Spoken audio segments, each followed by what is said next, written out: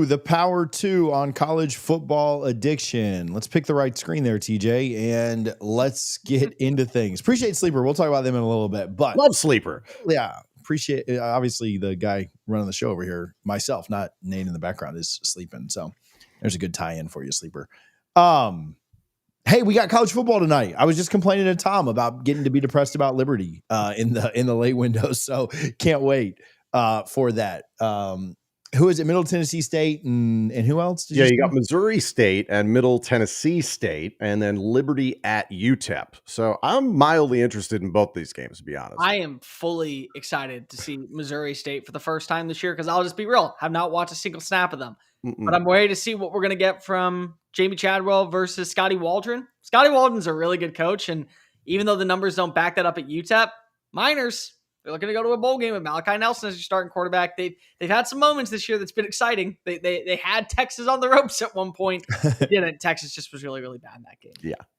Liberty came in favored in every single game, like by your preseason, kind of like they were one of just a couple of teams that were favored every single week of the season. 1-4 to start, but so is UTEP. So we'll see who can disappoint more in that one. We won't do a Liberty preview, unfortunately, on this episode. What we will do is we will go to Cole because it's the Red River Shootout and it is time. And man, Cole, you were saying this off air, so I don't want to steal your thunder, but they always say throw everything out in rivalries. I don't usually even agree with that. Like Florida State, Miami this week, I wasn't like, oh, throw it all out. No, it was like Miami's really freaking good. And Florida State might be kind of fool's gold. We'll see. But this is one you really do throw it all out. So, yeah. Cole, without further ado. For starters, TJ, I am very thankful that you said properly the name of this rivalry, which is the Red River Shootout. And it's nothing else, and it never will be anything else. And if you decide to go ahead and tell me otherwise, you are simply wrong and do not know balls. So thank you for calling it what it is, the Red River Shootout. This game every single year is, in my opinion, the purity of what college football stands for. The chaos, the unpotential unknowns, the storylines galore. And there are storylines going into this game. Texas is sitting at 3-2. I mean, who would have thought that going into the year, Texas with 2 losses already facing elimination, knowing that we're talking about Oklahoma holding out for Brent Venables another year when he underwhelmed last season. You would have thought Texas is the 5-0 team coming into this, and Oklahoma sitting with 2 losses to Michigan and Auburn. Like, that is what I think most people would have envisioned when we started off the season, but that's why we play the games. It's something interesting about having a horrendous performance on the road out in Gainesville that allows you to think maybe Texas is falling apart. And they come out of the woodwork and show you otherwise. I will say that as many people want to point out, Arch has not been up to par. And Arch has not been up to par to the people who literally said he was going to be an average to maybe slightly above average quarterback. He's underwhelmed. Texas as a whole is underwhelmed. This is not an Arch problem right now. They can't run the football to save their life. They're not able to have the elite separators at the wide receiver position like they had last year. The defense has had good moments, but it hasn't had elite moments this year. They allowed far too many explosive plays against Florida last week. And they have a horrendous offensive line that can't protect its quarterback from making the right decisions. So a lot of things are going wrong for Texas to where you say to yourself, well, this is going to be an easy win for Oklahoma. Yet you look at the betting line and it says, oh, Texas is the favorite. And it just shows you that once again, it's what makes college football great. A couple things that I'm looking for in this matchup. Everyone wants to talk about John Mateer. Is he going to play? Did Chipotle, the flying burrito online spectacle, actually have inside information saying he's going to show on up? You heard Brent Venables earlier this week. He's not doing good on good drills. So if he's not doing that, we're not expecting him to play. I do not entirely believe that. I do believe he is not going to play the entire game if he is out there. So that is going to be a major staple, I think, in this matchup is how do you prepare for any packages that feature John Mateer versus what you got with Michael Hawkins? Hawkins in this game is going to have to play a little bit more clean football. He's going to have to be more decisive with his decision-making.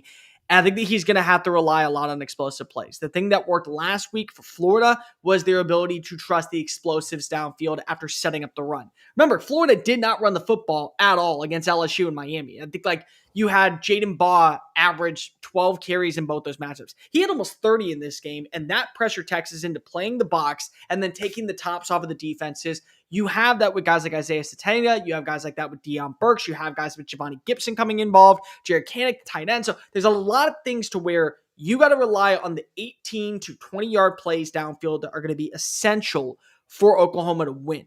On the flip side, Texas, I think, has got to run the football. And that's easier said than done because Texas last week, they had 2 running backs average less than a yard a play. I mean, what was it? 9 carries, 11 yards, and Arch had 15 carries. So that's not sustainable, but you got to be able, I think, to trust your ground game to kind of do the exact same thing that Oklahoma wants to do. I mean, that Florida did to you last week. Set up the run that allows you to create the pass.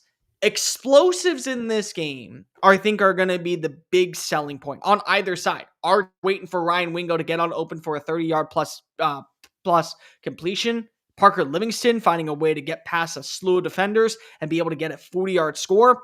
And remember, we look back at that Oklahoma game against Auburn. Auburn had opportunities to be explosive downfield. Cam Coleman was winning off the line of scrimmage against the secondary of the Sooners. It's just he didn't have a quarterback that was able to connect with him. And there were times last week where, again, you saw the passing attack for Texas step on up, but ultimately on several of the deep passes, they were overshots. So Texas is going to have to, I think, connect on those big plays of Ryan Wingo, Parker Livingston, DeAndre Moore, Emmett Mosley, Jack Endries at tight end. You're going to have to win that vicinity. I think for Oklahoma as well, defensively, they have, in my opinion, the best line in college football. They may have the best defense in college football. And they've been tested about forcing teams to have to throw against you. So can you win when it comes to the secondary being able to break up on passes Arch is connecting with and then say to yourself, let's go ahead and let them run the football. Let's see if they can actually get the ball moving on the ground and beat us that way because nobody else has. Auburn hasn't been able to do it. Michigan hasn't been able to do it. Kent State, we held them to under a yard a play. I mean, we were elite in that category. So let's see if we can go ahead and get them to run and we take away the passing element altogether. And the only way they're going to find success is by the time of possession matchup. The thing that ultimately is going to be really important, I think, for Oklahoma's offense is you want to rely on the explosive plays. You haven't been able to run the football at all this year. You're averaging less than 3.3 yards a play against power 4 teams with your running back. And so what do you get from Torrey Blaylock? What do you get from Jaden Ott fully healthy in this matchup? Is that something that you can rely on that says to yourself, hey, we now can trust that our running backs are setting up plays for us to get Texas frustrated and they'll avoid the pass and then they'll put themselves in a position where all we need is one big play downfield, 30 plus yards. He's in the end zone. Deion Burks, Giovanni Gibson, one of our tight ends, and we're off to the races. This is one of those games, though. I will tell you what, if you are a degenerate gambler, I wish you nothing but all the best in your future endeavors. I don't touch this game because I can tell you what, it is always chaos out in Cotton Bowl. And it's why this is going to be another game that we talk about meeting the expectations, but for all the wrong reasons. And you can't really predict it because I can tell you what, I've tried before. And everything that I said went out the door. And everything that I thought was not going to happen, fully on display. I can't believe I'm going to ask a follow-up question after you just said that. But taking away everything you know about this rivalry and this game, which, as you just admitted, is nothing. Isn't it just hard to see Texas outside of it just kind of going bonkers like this rivalry does? Isn't it kind of nuts to think that, not that Florida's defense isn't good, but that Arch and Texas' offense could figure it out this week against an even better defense? Like, is that hard for you to envision? No, because I remember a time period where Spencer Rattler, who at one point was viewed as the number 1 quarterback prospect, was benched in favor of Caleb Williams, and the offense came to life in the second half, and they won the football game. I mean, I remember seeing that in this matchup less than 5 years ago. So that's what you know about Red River, is that expect the unexpected. Expect there to be a moment where it all just comes together and clicks. And the crazy part is, it's not always the better team wins in this game. It's just who has the better game plan, makes the necessary adjustments, and is able to kind of avoid the chaos theory collapsing on you at the Cotton Bowl. I mean, like, that's really what this is. Like, I could see Texas have an incredible offensive performance. You go and see Arch Manning live up to all the expectations that were thrust upon him that he didn't ask for, and he ends up putting on the golden cowboy hat, and then they find a way to struggle against Kentucky in 2 weeks. I mean, that's what we could see happen because of it's Red River. And also, there are pieces of this offense that you do feel confident in. Wide receivers, They're not as explosive as you have with Silas Bolden and Isaiah Bond and Matthew Golden from a season ago, but Ryan Wingo still is a good wideout. Parker Livingston still is able to have his big time moments, and he is going to play in this game, at least even in a limited capacity, but he is expected to go. You have DeAndre Moore. You have Emmett Mosley, who was one of the most revered ACC freshman wide receivers last year. Takes one play. I mean, you look back at that Auburn game, and that is where I'm studying the film if I am Steve Sarkisian this week. There were multiple opportunities to where Cam Coleman, Malcolm Simmons, Horatio Fields when he was, not Horatio Fields, my apologies, Eric Singleton, they were all healthy. They put themselves in a position where if you just had a quarterback that connect, they win that football game. And so this is where it's like, Arch, you may have it. The thing that worries me, though, is that Texas's inability to run the football. Like, Texas in a Steve Sarkisian offense has always been able to run the football. They don't even rank inside the top 70 in rushing yards this year in the SEC. I mean, among teams. That's a problem. And your running backs have not been able to find any burst or separation. And you put too much pressure on 16 to have to deliver. That's what scares me in this game. There's a lot of elements of this that I hate for Texas. I don't love Texas's offensive line up against the defensive line of Oklahoma. I think that is going to be a huge mismatch. I think Arch is going to be running for his life. I hope they find some answers in the running game. I just don't expect it. And on the flip side, no John Mateer does make this very, very questionable for Oklahoma. Michael Hawkins, I feel like, is going to be turnover prone in a game like this, and that there is just a tremendous amount of pressure. And even if it is something where Oklahoma breaks glass in case of emergency with Mateer, it might be all too late. What I will point to is the factor that you just said, Cole, of it's Red River. Anything can happen. What you think won't happen probably will happen. How timely is it that Eric Gay of The Athletic, through the New York Times, put out a piece saying that is Arch Manning college football's first flop? And also went on to ask, the quarterback has gone from preseason Heisman Trophy favorite and projected number 1 NFL draft pick to a man synonymous with failure. Tell me you don't watch the games without telling me you don't watch the games.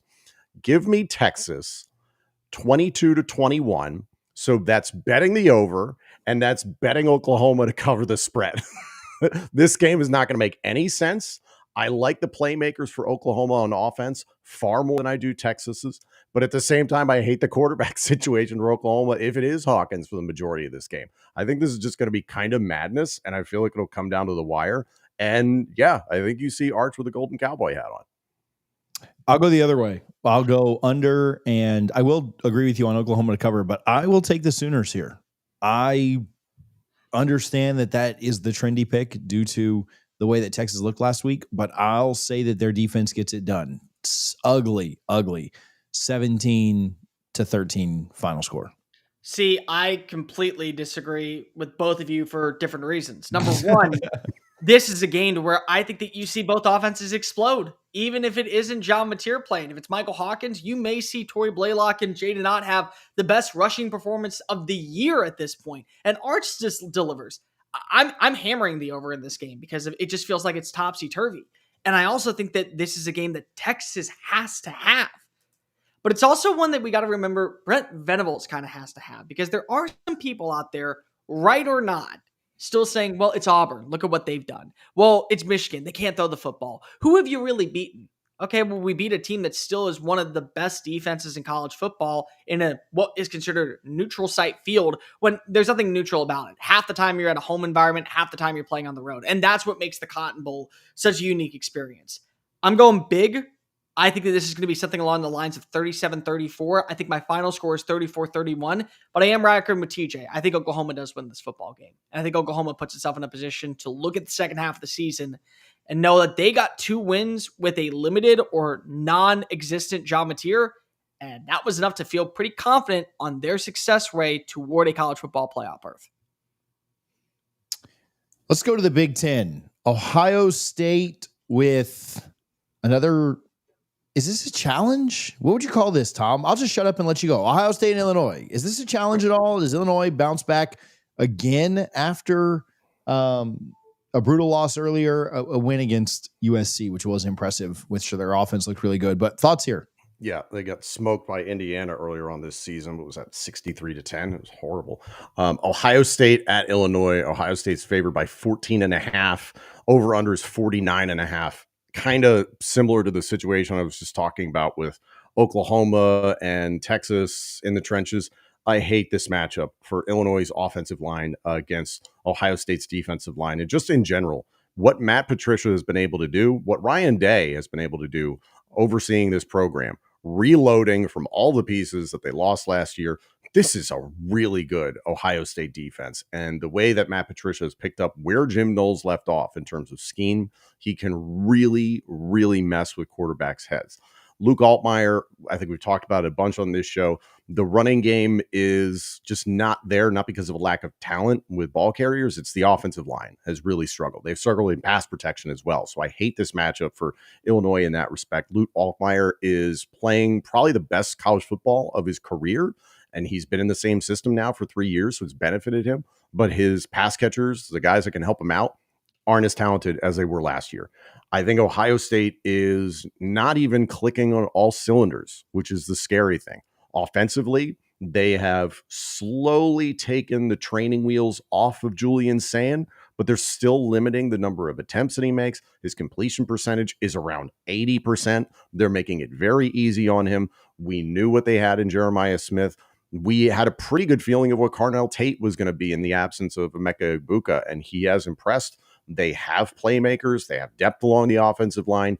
I don't think Ohio State has even fully realized its final form in this college football season. So I just don't like this matchup for Illinois. And again, just a handful of weeks ago, they lost a bunch of defensive backs in the game against Indiana. They're still licking their wounds in a lot of ways. I think this will be a game for maybe a quarter and a half. And then I think Ohio State takes away. Let me ask you, at this point, seeing what Ohio State's defense has done, I mean, they're number one in the country in scoring, and possibly it's because of they just have the best defense. It could be also because they haven't faced off against a high tempo scoring offense. But then again, they also shut down Washington, which is really important. Is anybody going to score more than 20 on them this year? Is that the surprise at this point if somebody's able to hang three scores? I think honestly, yes. I do really think that's a surprise. Like, you probably won't see that until the Big Ten championship game. And even still, I could maybe look at the Michigan game at the end of the season. If Michigan jumps out early and is able to play with a lead, we know that's what Michigan's strength is in general. But looking at the rest of their schedule, at Illinois, at Wisconsin versus Penn State, who, as a Penn State follower and fan and someone who covers the team, I have no idea which version of Penn State you're going to get week to week. At Purdue versus UCLA versus Rutgers, and then at Michigan to end the season. Yeah, I just think this is a very easy path for Ohio State. Not going to be without its challenges, of course. And again, Julian Sayin is still learning as this thing is going, but credit to brand new offensive coordinator Brian Hartline for all of the changes that this Ohio State team has seen through the offseason to now. They picked up right where they left off, and I'll pose the question to you, Cole and TJ. Is this right now a better team than what won the national championship last year? I don't think they're as hot as they were then, but better team could be an answer, right? Like, I don't think they don't look as dominant is maybe the best way to say that. Not yet, but right, but scare people. They also didn't look this dominant on October 8th. Of 2024, right? So there's a lot of time to get there. I mean, I've seen people talk about, obviously the playoff is a completely different season once you turn the calendar into December. So TBD, but it certainly could get there. I feel like right now, like this team on October 8th versus the team that played on January 20th, I would take the team that played on January 20th. Sure. But the time that they have to get there, and let's be fair, they don't even need to get there. They just need to, get somewhere between where they are now and there. Now, we talked about this this past weekend. I still don't think this is a team that's better than what Miami's fielding right now. I think Miami is still improving week to week, but looks like the more well-rounded team at the moment. Yeah. Season. But this path for Ohio State is very friendly. So. Again, they feel like that the offense right now has everything clicking at the right time. Julian saying is very blessed to have the weapons that he does, but he's also improved. There's some things that he's definitely going to work on. But that comes with time, and I don't think many people would be upset to say at this point he hasn't been the elite of the elite. Doesn't mean he won't get there. I mean, what are we in? 5 games into his tenure, and he hasn't had a loss and hasn't been a reason why a team loses a football game either. So got to feel good about that. Running back room is really good. There's a lot of things to like about Ohio State. I mean, we've discussed this multiple times. If you want to put Ohio State at number 1, I'm not going to argue with you. I get the reasoning behind it because they're the national champions and they're a team that right now feels like it hasn't shown you enough to drop them. It's also okay to say if you want to put them at number 2 because Miami has a better resume, but it's another game. It's a game to where you're playing in Champaign. So it's something to where we watched USC try to go in there and they couldn't get the job done. In Ohio State, you go in there and you obliterate the Illini. It's very hard to make a case that you are not the most complete team in college football. And I will say, if there is one team right now that I feel is not going to go lose a game this year, this may be the one. Mm-hmm. It may end up being them. And they're undefeated all the way until we get to the college football playoff. And even still, undefeated afterwards, very big possibility. The team that's able to beat Ohio State defensively is going to have to, 1, somehow limit their pass catchers, which good luck with that. And 2, you're going to have to make Julian Sayin think just a second longer than he's used to at this point in time, because he's has some pretty friendly situations. I don't know at this point in time what defense is out there in the upper echelon of college football from a secondary standpoint, and then also a defensive play caller standpoint that can really mess with them at this point in time. I think it's possible teams like Oregon and Miami could potentially do that somewhere down the road. But outside of that, Bama is somebody that jumps to mind, but still it's a toss up, and more often than not, you're leaning towards the Buckeyes. I think Ohio State wins this by 14 plus. 35.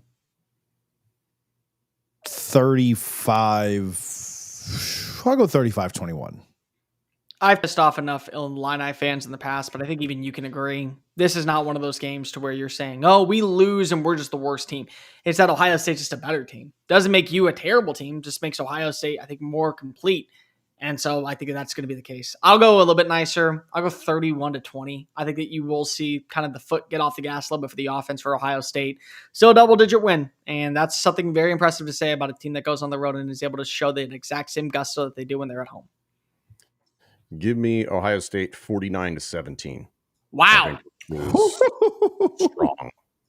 And again, like Julian Sayin is not going to throw for 400 yards and 4 touchdowns in this game. Or you might get the touchdowns, but like, you know what I mean? Like it's not Julian Sayin somehow. And he's not a bad quarterback. He's just developing, and they've done a really nice job of limiting his role in the offense. He's not had to do a whole lot, but the ability to score in this game, potentially from all 3 phases, I like for Ohio State. Yeah. Let's make some picks. We'll just jump right into it. Sleeper has a new deal right now in October where if you haven't been wanting to deposit, you can literally just go use our code CFA and get a free $20 entry. The 100% deposit match still up to $100 for all first-time depositors. But if you've been sleeping, no pun intended, on depositing, you can do it for free right now. Free $20 entry when you use our code. While we're making these picks, go download the app, minimize the video, and download it while we're doing this and make some of the picks if you think we're right. Go against us if you think we're wrong. Gunnar Stockton, 208.5 passing yards on the Plains. We're not previewing this game, but Cole, what you think here? Really interesting matchup. I think you are going to see Gunnar Stockton throw for a couple touchdowns. I'll go more, as much as it does pain me, because I do think that Auburn secondary has been pretty good this year. Give me more as well. I don't like this situation for Auburn. I just don't feel like they're trending in the right direction to just knock off Georgia. Yeah, make it a clean sweep there. 208.5. I'll take the more. The more is a little bit less juice. So Sleeper telling you that that's, the most likely outcome, but it is relatively close. It's not like a massive difference in the juice on that. Max Clare tied in for Ohio State. 26.5 receiving yards on the road in Champaign. Give me more, because that could come in one completion for this Ohio State offense. You just never know. I have been singing Max Clare's praises since the offseason, as has Cole. we love his game, and it is kind of a toss-up some weeks of like, they're going to try and get the ball to Jeremiah Smith, but this is not an offense that forces it with Jeremiah Smith like you see a lot of pro-style teams do where they try and force-feed one guy. If he is somehow taken away or limited by Illinois, they will go elsewhere and they will have success. So I'll say more. Max Clare, since his 2 catches for 19-yard start in week 1 and week 2, 30 yards, 26 yards, 63 yards. I will go more. I think you continue to see the trajectory of him being college football's top tight end in 2025. I hate to do this again. Clean sweep. If he gets 2 catches, I think he's there. Although Cole did bring up a pretty good point of them having 2 catches for less than that, but man, 3 catch. If you gave me his more or less of like 2.5 receptions, I'd take the more on that too, right? So I think they get him the ball 2 or 3 times. I think he clears this. I'm going to skip down to the bottom just so we don't take a ton of time on this. Here's a fun one. Sack yardage does count. Jackson Arnold, 39.5 rushing yards against that UGA defense. Cole, I'll let you start on this one. Surprisingly, I'm going to go more. I do think that he is going to have to be a big reason why Auburn stays in this game. And I will say, there's something about the shaman voodoo magic that seeps into the soil at Jordan-Hare Stadium at least once a year that leads to an upset. Last season, it was the 4 overtime game against Texas A&M. I think Jackson Arnold at least is going to make this an interesting battle. I don't trust Hugh Freeze, and I don't trust Jackson Arnold to get the win, but I could go ahead and take the more on this. I think I agree with all of those points, including the voodoo soil. More for Jackson Arnold, even with the sack yardage. I think he's going to have to do a lot with his legs to keep Auburn in this. I like the more too, but I can't be the one that has us going more on our first 3 picks. So I'll go less for that reason and that reason alone. If either one of you would have picked less, I would have gone more. That's a terrible reason to do something, but it's my show, so I'll do whatever the hell I want. Jeremiah Smith, half of a receiving touchdown. Well, no, just anytime touchdown. So if he, in a round would work, he could pick up a fumble and it would work, right? If that happens, kind of like the what game was that? Cardinals and Titans. Yeah. If he wants to do that, I guess that would work as well. I don't think he returns punts, but shoot, something gets crazy. An anytime touchdown for Jeremiah Smith. Listen, I'm on record. I'll go first on this one. Yeah, I'm always going to take the more here. The more is significantly less juice than the less. I know he's not going to score in every single game, but I'm not going to be the one caught looking when he does. So give me the more. I'm going to say more. I just want to pull up his statistics here real fast. Let's see how he's doing this year. He's the only game he didn't have a touchdown in was Texas to open the season, and that was 14-7. So, yeah, I'll go with more. Streaks must come to an end. This is the game it does. Not, but I'm still going to take the less because I don't want to be contingent. So I'll go less, but he's still going to find a way into the end zone. I can guarantee it. Malik Benson. Oregon, Indiana. We'll preview this game here shortly. 34.5 receiving yards.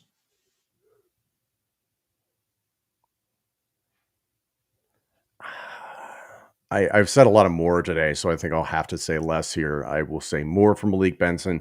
He's been good. He's not been special. Decorian Moore is special, and I think if anything, that Oregon-Penn State game proves that Decorian Moore, he can be explosive, but he can also be just Mr. Reliable, Johnny on the spot. I think they're going to continue to lean that way. Decorian Moore will lead the team in receiving yards, but I think that Malik Benson will get over 37.5. I will take the more. I'll take the more on this as well. Scary to do because I do trust Indiana, but I'm going more. Sorry, just is what it is.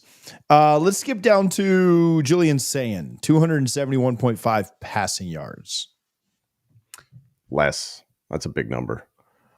I'll go more. I part of me says there's got to be a game to where he ends up taking on over. Is this the one he does so?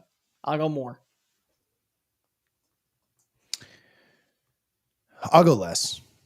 I think they run fairly well in this matchup and don't put so much on him. It's on the road. It's a huge number. The more and less are actually juiced exactly the same on this. So I guess Sleeper's telling you they've set a good line according to themselves. So per Sleeper has set a good line. But exactly 275. Yeah. Yeah. I'll go less on this one. Same matchup, other quarterback. I'll go more on this one. Luke Altmaier, 210.5 passing yards. I could see them being down in this and needing to pass a little bit more. So I'm not saying he has like the greatest day ever, the most efficient day, but I do think he'll go more than 210.5 for Altmaier. I agree. More, a lot of it in garbage time. I don't think they're going to be able to run the ball all that well against Ohio State. And I do think Luke Altmaier is going to be under pressure a lot in this game, unfortunately. Garbage points count. They count in fantasy. They'll count on Saturday. So give me the more. And that's it. Check Sleeper's terms of use before you deposit because terms and conditions do apply. Again, a free $20 pick if you go over there and use our code CFA. Back to the SEC. Are we ping-ponging again? Did I do that again? Unintentionally. Did not do that intentionally, but that perfect. is what we're doing. You're really good at this. You're a great host. Yeah, it'll be the last time I give yourself some credit, buddy. Come on. It'll be the last time I do it because both times that I've just completely unintentionally did that. The one week we didn't even have a Big Ten when I was like, all right, well, this is the Cole show. I felt bad. Alabama versus Missouri. Listen, I'll change it up here. I'm picking Missouri in this game, Cole. Tell me why I'm right or wrong. Bo Papula, baby, the Bo Show. I don't think you're entirely wrong. You know, the thing that bothers the crap out of me when it comes to Alabama fans or just SEC fans in general, they use the term, well, who has Missouri played? Okay, well, how has Missouri looked when they played is more important. And that's where I think the difference is in this game. They were able to handle business, especially in the pass defense. I mean, in the run defense against South Carolina. They took away the rushing attack of Kansas in their matchup. They averaged less than 1 yard of play. And they had a mobile quarterback in Jalen Daniels. They were able to handle business against UMass. They were able to handle business against Central Arkansas. They're 5-0 for a reason. And largely, that's a testament to what we got with Eli Drinkwitz. He has been such a phenomenal coach since 2023. He has 5 losses in the last 3 years. Like, that's a great coach, and he's turned Mizzou into a program that not only is a great location when it comes to transfer portal, but also a great development of talent. And it's why I think people are starting to buy stock into Mizzou being a team that can at least be competitive. They have one of the best running backs, if not the best running back in college football, in Ahmad Hardy. And they're going to have to trust him, I think, in this game so much because as much I do believe Bo Papula, Jamal Roberts can be effective on the ground and the passing attack can be potent. The thing about Alabama is Alabama has struggled to defend the run. They're 88th against the run. They're allowing over 4.4 yards of play. And this is a running back that can easily find creases, avenues, small little holes, and take it upfield for substantial gains. They got to have that moment. You want to know what else they need to have is the okay, but moment. And the okay, but moment, what I mean by that is they have to have a part where Alabama, number 5 in the secondary, they have the 5th best pass defense in college football. Okay, but Bo Papula is able to create opportunities behind the line of scrimmage that give his wide receivers chances to get on open. The Alabama is great when it comes to third down execution on offense. Okay, but we have not seen a pass rush be able to get after Alabama's offensive line the way that Mizzou can. And Mizzou does have one of the better pass rushes. Like, I will be completely transparent in this game. To me, this is the toughest game for Alabama left on the schedule because of what the strengths of a team like Missouri has is going to be beneficial for them. And they can make this a 4-quarter game. For Alabama, my big question is there a second gear to the offense at this point? Because we didn't see Jam Miller play for those first few games. And ultimately, that did factor into a very limited rushing attack. And Alabama was not able to move the ball efficiently on the ground. And they've kind of been paying for that when it comes to what the stat line says. Like the way that Mizzou pays for here and having to hear, we have such an easy schedule. How good of a team are they? It's the same thing for Alabama when it comes to they can't run the football. Well, they couldn't run the football with everyone outside of Jam Miller. Now they have a healthy Jam Miller, and he just went off for over 100+ yards. So you got to ask yourself, is there another gear for this offense? Can they start running the football efficiently? Can they live in an area where now you're seeing a 2nd and 6 and the playbook is wide open? Or are they going to be in 3rd and 8 every single game and you take away the grounding attack and say, now we got to go ahead and get the ball moving through the air? And the thing is, Mizzou's secondary has a lot of explosive plays. They're still a top 15 unit, and they have players that can force turnovers and make plays on the football and take away big-time receivers like Jeremy Bernard and Ryan Williams and Isaiah Horton. But then again, that's the other thing that you have for Alabama that maybe you don't have right now with Mizzou.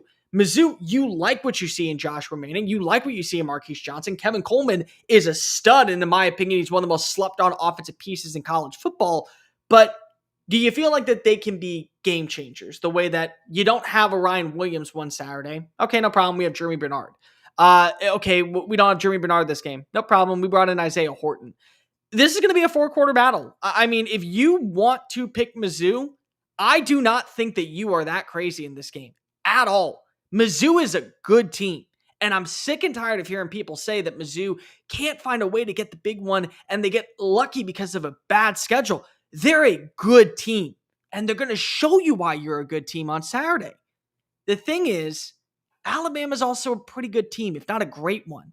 And sometimes you can be a great team and just not have enough to get the job done. And that might be Mizzou's case. Like, I've honestly gone back and forth, and I haven't entirely made my prediction just yet. So I'll let Tom and you guys kind of go ahead and break this down real fast while I still think about it, because this is going to be a 4-quarter game. I truly do believe this.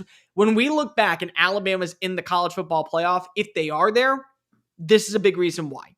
Because they got to win over Mizzou. And we'll be saying Mizzou was one of the toughest teams that they faced off against. And then if they win this game, boys, I'm going to be completely real. Much like we got to start taking seriously when it comes to Oklahoma being a playoff team, Mizzou's got to be considered a playoff team at some point. Because they'll be sitting at 6-0 going into a couple more games where they will have an opportunity to show they can win at home and on the road. What I think that makes this so tough, and it's more of a macro thing, but Alabama, we talk about Oklahoma's schedule, we talk about Florida's schedule, and I get it. I'm not dissing on either one of those. Alabama's in the midst of playing in Athens against Vanderbilt, going to Columbia, playing Tennessee, going to Willie Bryce, playing LSU, and then playing Oklahoma. Like, that's an insane 7-game stretch.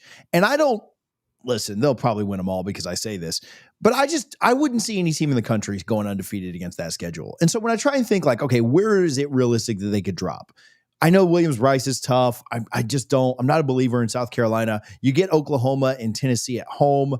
You also get LSU at home, and they're not what I thought they might be potentially, to start this year. And so just looking at it, I'm trying to find where the most likely place is. And to me, it feels like this Missouri game, I don't know how much I believe in trap games or this, that, and the other, but it feels like Missouri could be built to take them down. You mentioned stuff about the running game. We're obviously all big Bo fans and think he's been really good this year.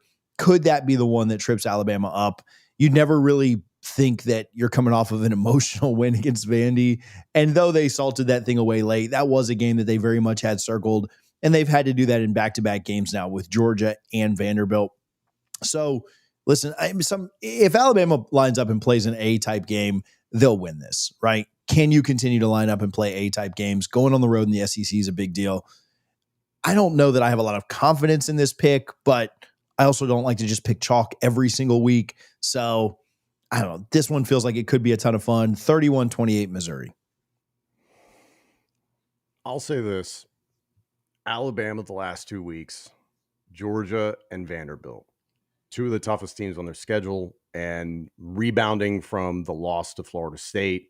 I think this is an Alabama team is just starting to really build its momentum and should have a lot of confidence after the Georgia win, justifiably so, and after the Vanderbilt game. I know talking about that as an emotional win is surprising, but still, I like the momentum Alabama has more than I like the way that Mizzou has gotten to this point, and that I like what Mizzou is going to be able to do offensively. I do see this going down to the wire like Cole. But when your last handful of games are against Louisiana, South Carolina, and UMass, they have not been tested in the same way that Alabama has been tested this season. And I think Alabama has taken the last 2 weeks to realize their identity. And Ty Simpson has gotten better and better as every week has gone by. So come back to me for a score here. I got to pull up the over-under in the spread. There are so many things that I can see where Alabama finds a way to lose this game, especially because if it's a road game. Remember, you don't have enough respect for an opponent. and we get what we saw last season out in Nashville, where they take the goalpost and they throw it in the Cumberland River. That might be the case. Mizzou is a completely disrespected team at the national level, and it's time that we give them their flowers for how well they've been able to perform underneath Eli Drinkowitz. They have a good roster. They have a great defense, and I'm sick and tired of hearing people say, because of who they've played, they're not a good team. No, Mizzou is a freaking really good team. Alabama is just a national title one. And I think Alabama wins because of it. I'm going to go 34-28. I hate it. I really do. I think that Mizzou is going to find a way to keep this interesting, and they're going to win some big games.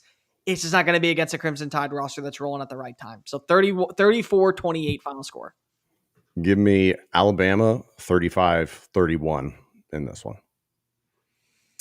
Let's go back to the Big Ten. A top 10 Big Ten matchup. Indiana and Oregon. Tom, start us off. Yeah, this is one I don't love for Indiana. I think what they did to Illinois a few weeks ago is still living in a lot of people's heads, but I just don't like this situation for Indiana marching into Autzen. And having seen it firsthand against Penn State, Dante Moore might be the most cool, calm, and collected quarterback in college football right now. It's incredibly impressive the way that they operate this offense. They don't rely on the quarterback run game. The ball is out quickly. De'Air Hill is gaining a lot of momentum every single week. We kind of talked about Malik Benson and DeCorian Moore earlier on tonight. This is a very, very strong offensive line. Despite being a lot of transfers, they put this together very well, and they communicate extremely well. In a crazy road environment like a whiteout at Penn State, they were fine. And now you go home to a situation against an Indiana team, which really has not had a crazy test with an opponent of this caliber on the road. I do understand it came down to the wire for them against Iowa, and that was a head scratcher for a lot of people. 20-15 was the final score. And outside of that last second kneel down in the end zone just to seal it and get the safety there by Indiana, that would have been 20-13. So kind of strange. Fernando Mendoza and Dante Moore have eerily similar stat lines. So I think Mendoza is going to be composed in this game, but you still have to go up against that Oregon crowd in this. Defensively, two really good defensive lines. And again, it's still so hard to tell what Indiana is going to be up against upper echelon talent in that department. So this is going to be a really good test because they were like a hot knife through butter against Illinois a few weeks ago, but we got done talking about Illinois earlier on. It's not the best offensive line they're going to see in the Big Ten by a landslide. So I think there's going to be some challenges for Indiana in this game on that side of the ball. Defensively, their secondary has a couple of injuries that could be key that Dante Moore and company could be able to take advantage of. And then defensively for Oregon against Fernando Mendoza and company, you have to sell out almost to stop the run in this game. And that, I think that was the thing that was most impressive for me watching Indiana this entire season is they are committed to running the football. They will take their shots with Fernando Mendoza and company. They do have some talented guys at wide receiver who can hurt you. But I think this Oregon defense, they're nasty. They play together. It's a smart secondary. It's a young secondary, which a lot of people pointed towards during the offseason as something that could be a real problem. But this is a defensive line that is physical. Bear Alexander is actually playing competitive football and has been really solid so far this year. Teoti and Mateo Uiagalelei are maybe the best defensive end combination in the country, and they play as well against the run as they do in the pass rush. So I don't believe in Indiana just yet. I don't like this matchup. I don't like this situation for Indiana on the road. I think Oregon is going to prove why they're one of the top three, if not top two teams in college football. Cole, you want to go here? I do want to ask Tom a question, and this is, I think, really important. You look at the composite rankings and you look at the metrics that say returning production. You look at certain things like overall stat lines, transfer portal rankings, recruiting rankings. Oregon has Indiana beat in every category. But did you know that Indiana is beating Oregon in every single metric right now offensively? They're running the football more efficiently. They have more yards per game efficiently. They're better at scoring. The passing numbers are eerily similar, but they all rank inside the top 15 together. Yet Indiana does have still a roster that's competitive. Do you think that there is a scenario where, let's say Indiana is down by 14, they have enough offensively to be able to fight their way back in this game, making the 4-quarter battle? I think so, but to get into a track meet with Oregon, I don't like that for anybody right now in the country. Like, if you're trying to get into a shootout with them and then hope you can get some turnovers and get them to play dumb football, I just don't think that's the identity of this team. Again, the bigger victory, and I know Penn State losing to UCLA really muddies the water in this entire thing.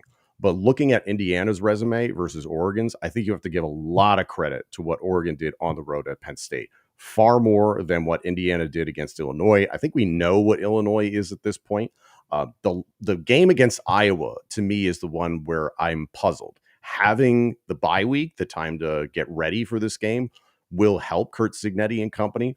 But I just think we're going to figure out that Indiana is a very good team, but just not an elite team like Oregon in this one. So to your points, I understand what you're saying. Again, this is an this is an Indiana team that overnight thought it was a blue blood, and you scheduled Old Dominion, Kennesaw State, and Indiana State. And then it was the Illinois game, and then the head scratchers I mentioned at Kinnick. The body of work for me isn't terribly impressive, and it's just, I don't know, man.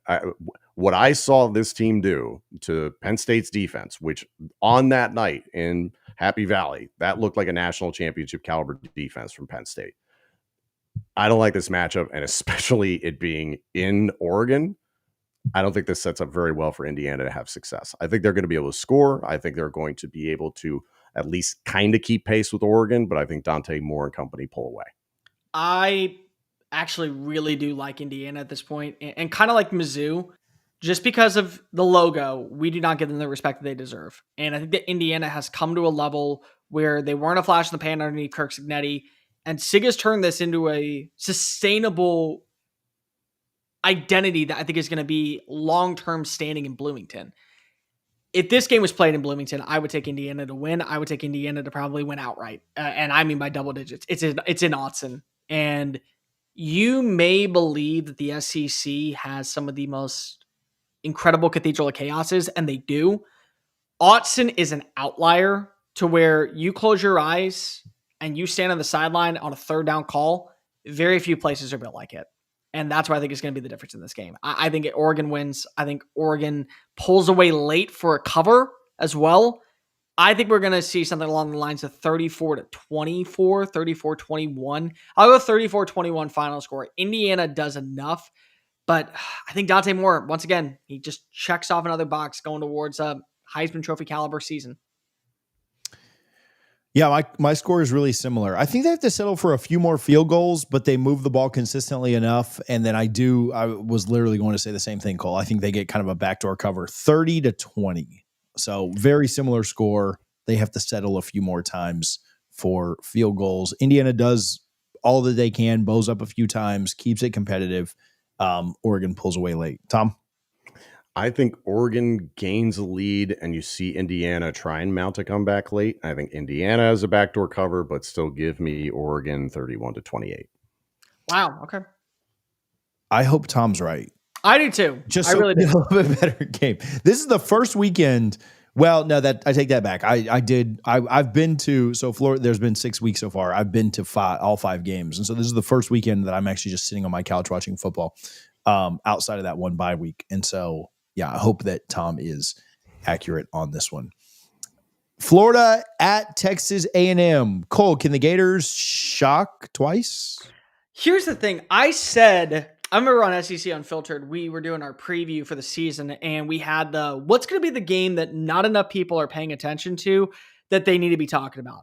And I said it was this game because of what was currently going to be played that weekend. South Carolina versus LSU. You got the old deep South Soldiers rivalry with Auburn versus Georgia. Alabama taking on Missouri, which I think is going to have massive playoff implications. Red River shootouts going on.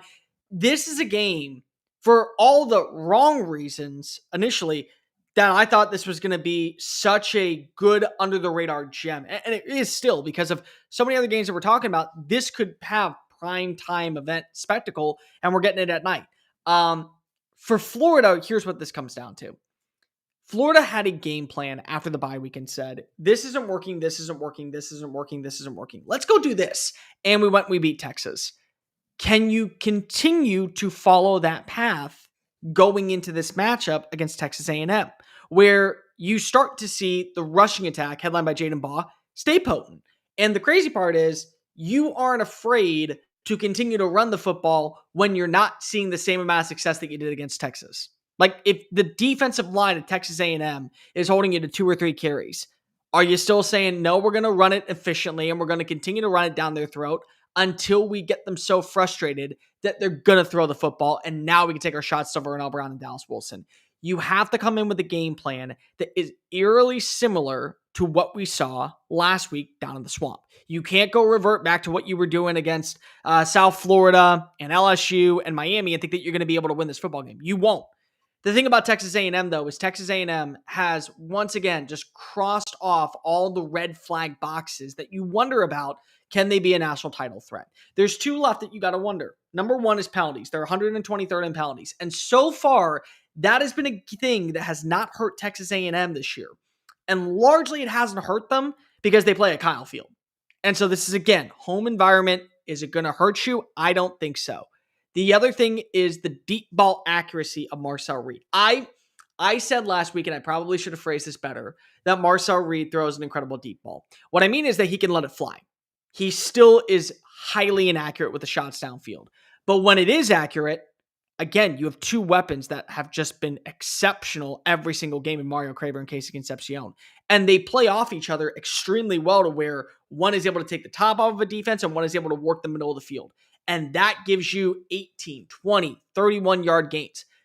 I do think that the explosives will be there for Florida, though, because remember, that matchup against Notre Dame, they had their chances to not just win on the ground with Jeremiah Love and Jadarian Price, but they also could take those shots downfield to the wide receivers that were open. And so when you have a Dallas Wilson that looks like a stud, you have a Vernell Brown that's able to make plays in space, and you have a solid run game, there's a lot that can be desired for this team that can make play after play after play.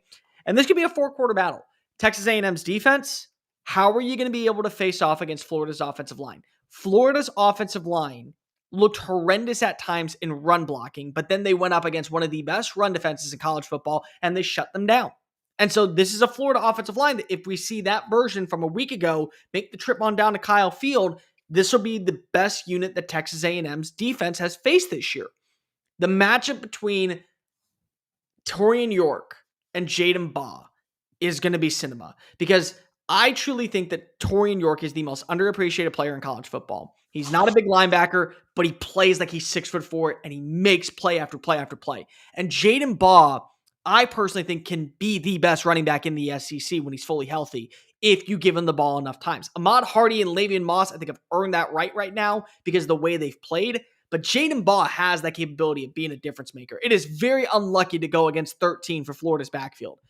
Can we see him make those plays that force Texas A&M to make adjustments defensively and then go have it work on the fly? If so, I think Florida can have a good shot. If not, I think Texas A&M rolls them. Again, this is not the same old Texas A&M that we once knew. This is a very, very, very good defense. And the thing that has really changed about Texas A&M, the second half adjustments. Mississippi State kind of won the first half against the Aggies because it was a 7-3 game. They made the second half adjustments, and that's why the explosive play after explosive play came. And they can run the football, they can pass the football, they can win with defense. They know how to win in a rock fight, and they know how to win in a high-scoring game. Like, A&M looks like a team that is built to go on a run to the playoff. My biggest question here for Florida is, and Cole's right, they need to lean on the run game, and they did such a good job against Texas of doing that. But Lagway is so very clearly hurt. And I just wonder if A&M and Elko are able to do enough to make him uncomfortable. And Florida's offensive line will have a lot to do with that. And they did a really good job of it. But now that that's been put on film, and he's been banged. I mean, you know, every game he's played in, he's been banged up at the University of Florida.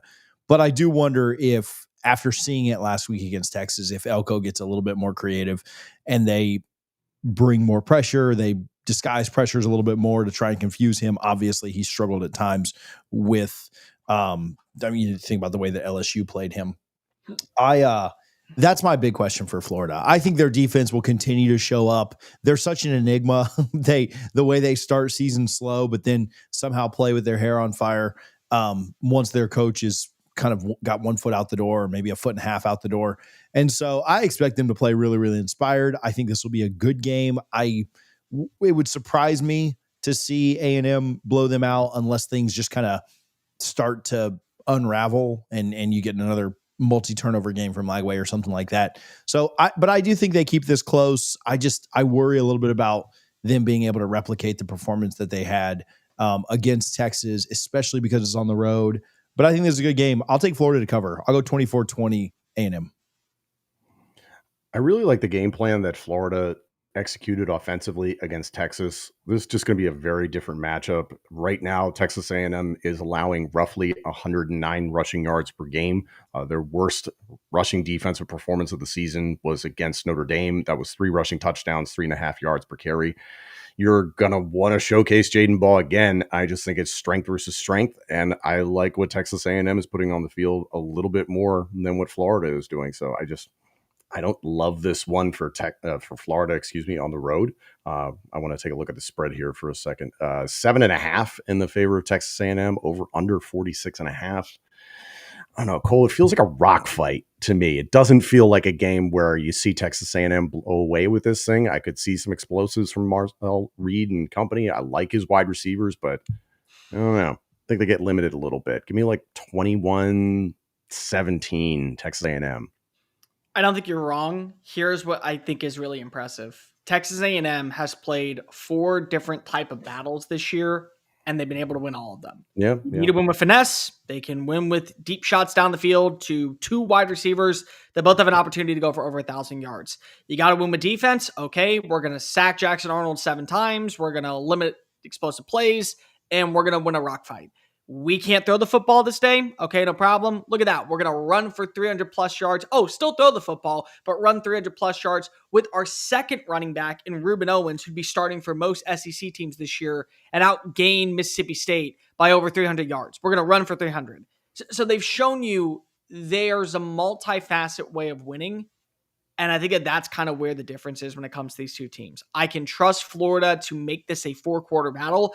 I can trust Texas A&M to win with style points, to win with deep shots, to win with physicality in the trenches, and to win with the solid ground game. So I'll go 28-20 final score. I think that A&M does get the cover. I think they are going to win this game, and they're going to be in a position to where now they're going on the road for the next 3.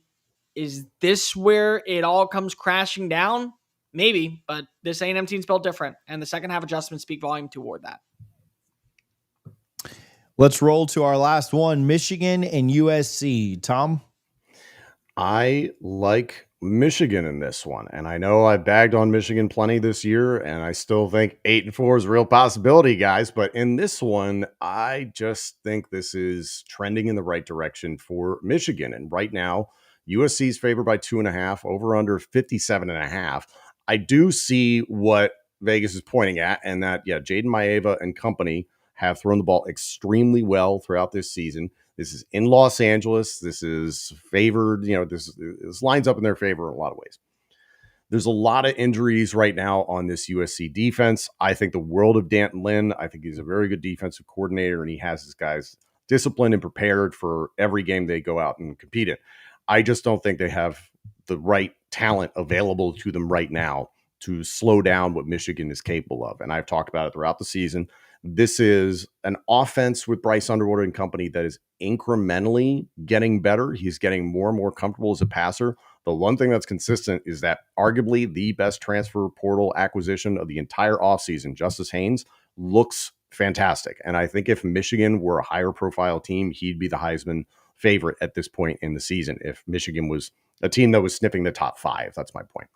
I think Bryce Underwood is going to have to play this one still pretty conservative, but again, Michigan, I think they can get out to a lead.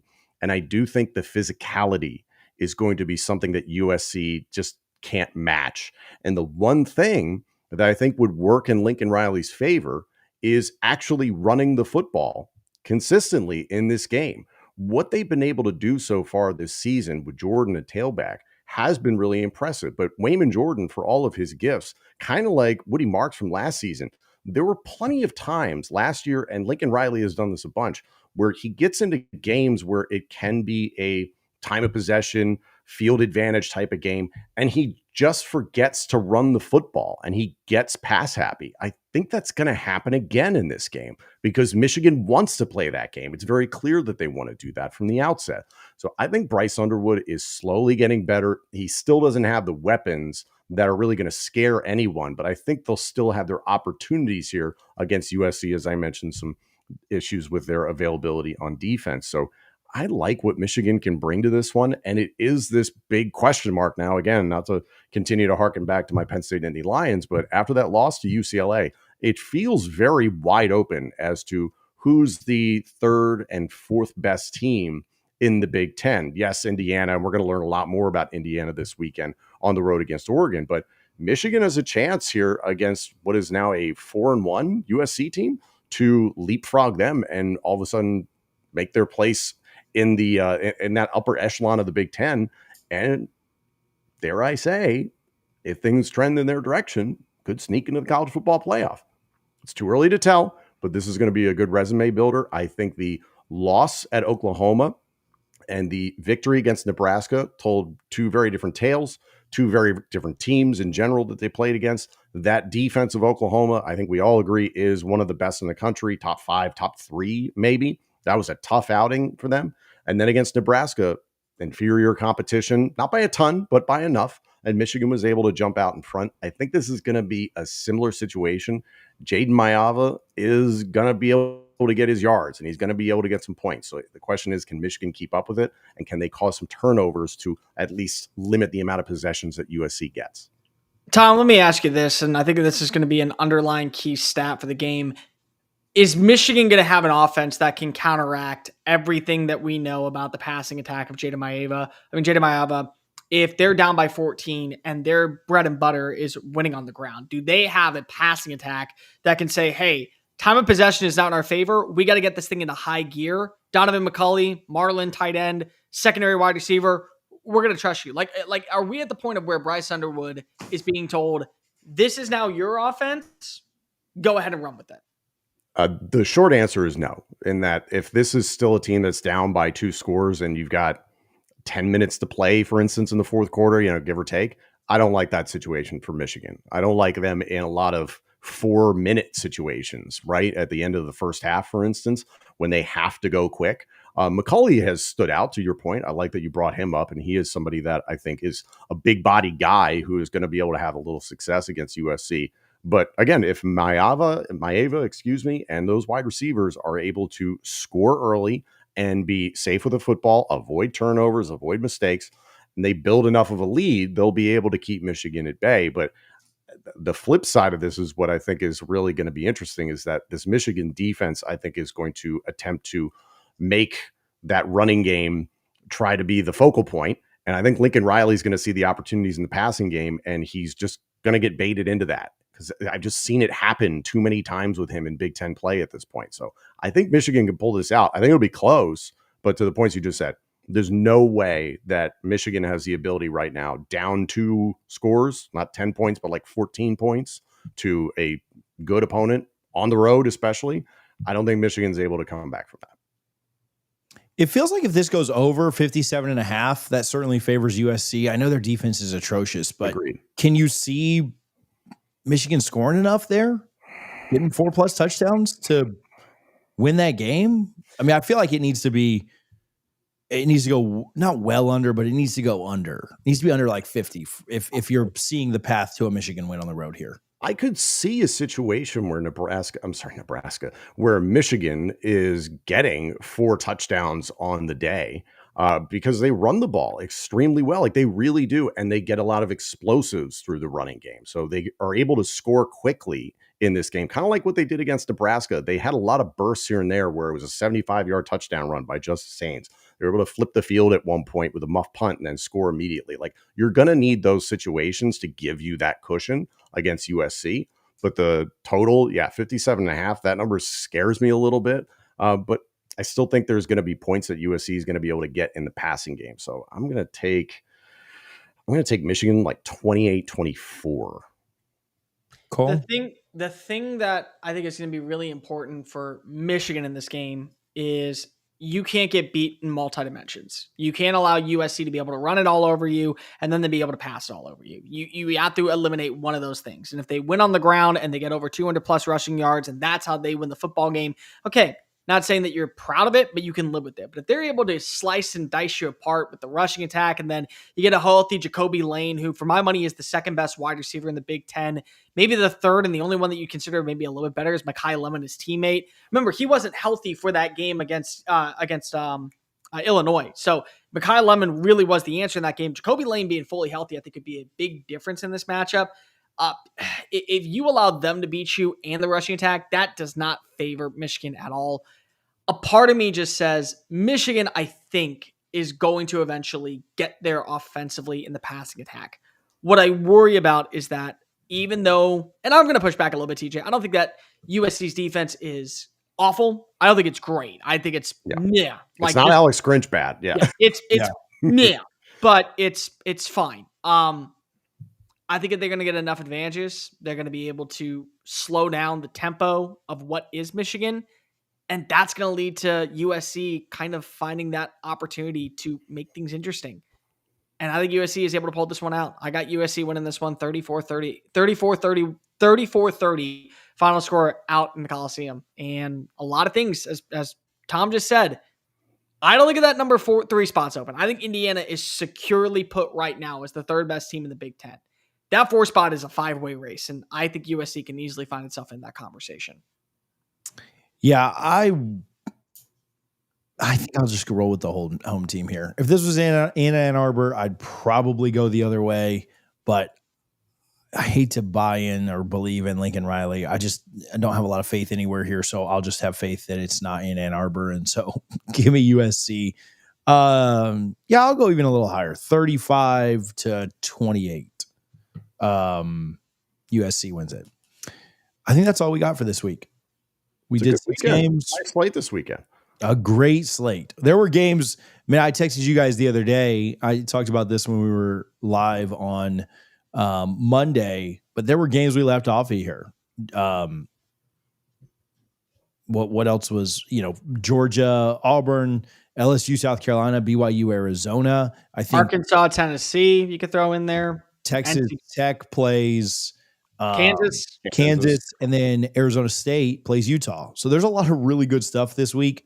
Unfortunately, we couldn't get to all of it, but tried to give you our best. We will be back on Monday to break it all down. Appreciate you guys for tuning in as always. Tom Hannifan, Cole Thompson, TJ Pittinger. Social media is all in the description if you'd like to go follow and argue with any of us. Cole is probably your best bet for that. But make sure you hit the subscribe button on the way out. We appreciate you guys. Enjoy the game starting tonight.